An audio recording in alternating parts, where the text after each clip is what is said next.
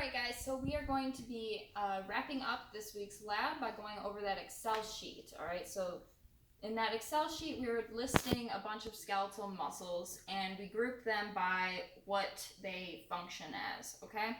So that's what these videos are going to be going over. I'm not going over the actions, I am just going to be touching on the locations using these models, okay? So the first group is the muscles that move the upper limb, alright? So we're going to start over here on our buddy right here. We're looking at his anterior side of his trunk, more superior, right? So this right here, this muscle is your pectoralis major, okay? Now, we're not doing actions, but it does mention in origin and insertions, okay?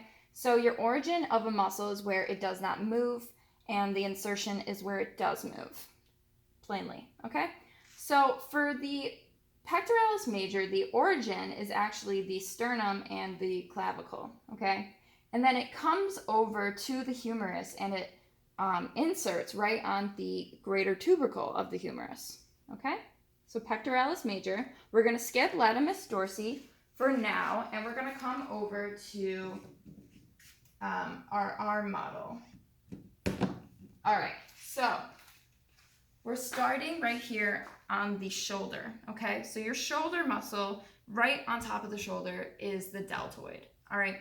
The deltoid is going to, its origin is the clavicle and the acromion and spine of the scapula. And then it comes down onto the proximal side of the humerus, and we actually know the specific marking of where the deltoid attaches to. It's the deltoid tuberosity of the humerus, okay? So that deltoid tuberosity of the humerus is where it inserts, all right?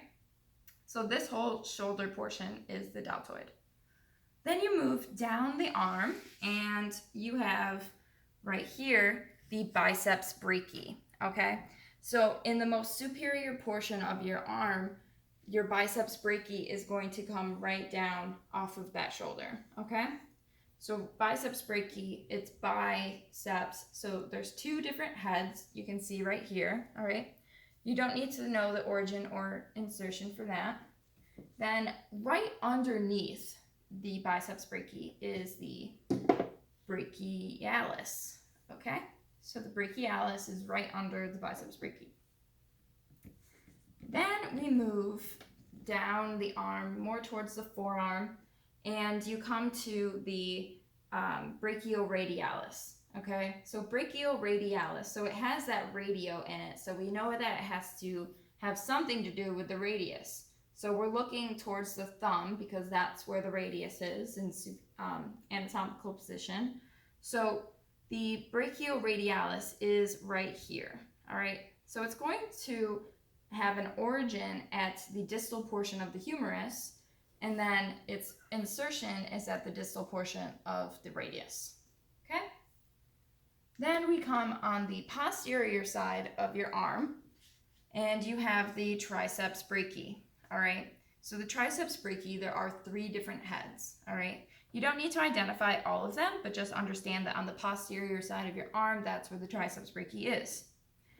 Its origin is at the proximal end of the humerus, so all the way at the top, and then it inserts on the olecranon of the ulna, all right?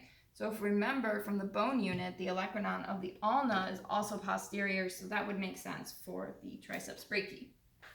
Okay, so we did skip the latimus dorsi, and that is because we don't have an accurate model of it. So I'm just going to show you on our little muscle man here. So the latimus dorsi is this whole portion right here and coming around. So it kind of goes up and down the spine, kind of starting in the middle of the thoracic vertebrae down to the sacrum, and then kind of swoops laterally and around the body, and it kind of hugs the ribs, all right?